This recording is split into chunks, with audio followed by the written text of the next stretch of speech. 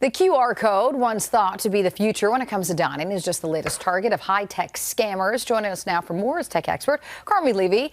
So, Carmi, we were talking about this at the top of the show. In the U.S., the FBI has recently warned restaurant diners to ask for physical menus. What is it, $19.99 again? As opposed to using the QR codes. Tell us how scammers are doing this. How are they targeting the QR codes now?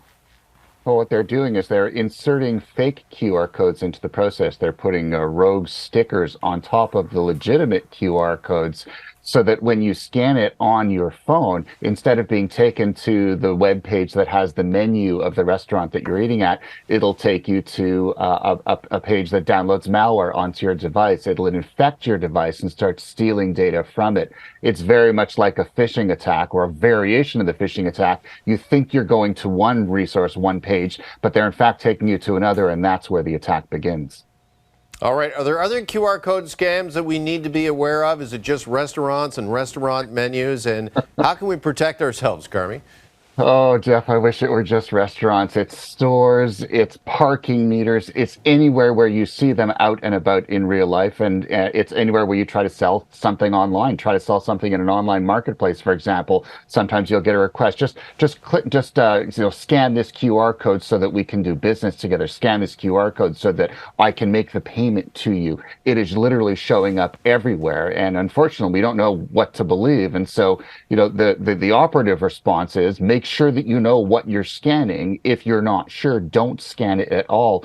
Go to your browser and enter the web address directly. Don't just trust that code is in fact the legitimate one. All right, well, brush off those menus. I think a lot of people are going to be asking for those again. All right, the password may soon be a thing of the past. Tell us about passkeys, how they work, and will it make being online a little more secure? It is. So a password, of course, we know that they're not secure. There's a breach almost every day, and chances are we've been compromised and most people that we know have been compromised. So what a pass key is it's not something that we know. It's really something that we are. It's a fingerprint. It's a facial scan. It could even be the PIN number that you use to sign into your device. And basically what it is, it's like a second lock on top of the original password lock. And increasingly companies like Google, Microsoft, Apple they're making pass keys part of their security regime. So you still use your password as you always have, your username and all that. But if it's compromised now there's a second pass key on top of that. And so even if your password gets out, they're not getting into your account. It's a much more secure way of operating online, operating digitally, and not being victimized.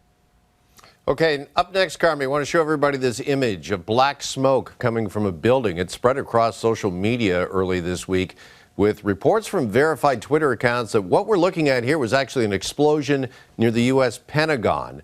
Now, it turns out this is just the latest example of the power of AI and its growing implications. First off, can you tell us just how easy is it to create an image like this that can go viral? Stunningly easy, Jeff. Basically, all you do is you load up one of these tools. It could be DALL-E 2 or M-Journey or Crayon. Even Photoshop has this capability built into its latest version. And basically, you tell it in text, please give me this image. Describe the image in text, then hit send, and then it goes and it does its thing and it spits out an image a few seconds or a few minutes later. You don't need to be trained. You don't need to have any education on this. You don't need to be a graphic artist or a photographer. Tell it what you want. It gives it to you, even if that photo never existed in the first place. It's all AI. Carmi, there obviously are enormous implications to this. How can we spot an AI image?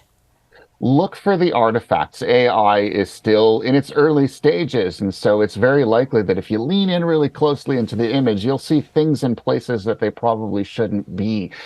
You'll see things blending together, like a fence blending into a wall where it really shouldn't. You'll see things of different sizes, or maybe the shading or the lighting won't be quite right. But in most cases, it's good enough that if we're not looking closely, it's like, oh, okay, it is the Pope wearing a white puffy jacket, so let me just share it on social media. But if we look really closely, we realize something is really odd, something is off. We've been doing this with Photoshop for years. You can kind of tell if you pay close attention, but most of us, of course, aren't. And because we're sharing without verifying first, we allow these things to go viral before the truth gets out. Yeah, I mean, the concern for this is just going to grow as this becomes more and more sophisticated, these AI images. Also want to ask you about the Hollywood writers' strike. It continues, and there are concerns there that writers are going to be replaced by artificial intelligence at Carmi.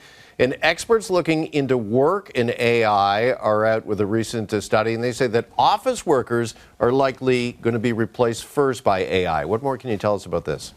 Sure, because anyone who's used ChatGPT over the last few months knows full well you can have it write an entire email or an entire presentation or entire paper, from scratch, because of course it's gone out and it's trained itself and it'll create something. Now, is it going to win a Pulitzer Prize for the TV writers? Is it going to win an Emmy? Probably not.